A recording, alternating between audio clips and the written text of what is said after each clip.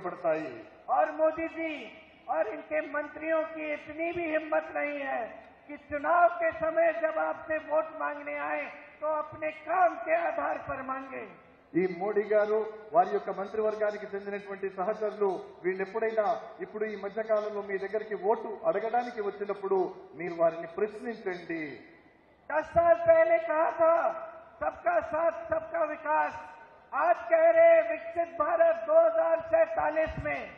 స్నేహితులారా, సబ్కా సాత్ సబ్కా వికాస్, అందరితోటి అందరి యొక్క వికాసం అనేటటువంటి నినాదంతో వారు వచ్చారు।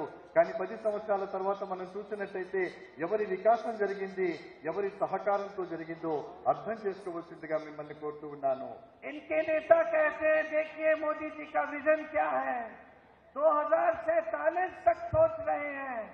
मैं तो इनसे कहती हूँ अरे कल और आज का सोच लेते, 10 सालों में एक दिन का सोच लेते कि किस तरह से इस देश की जनता कमा रही है, क्या संघर्ष है आपके, तो आपको सुविधा मिल जाती।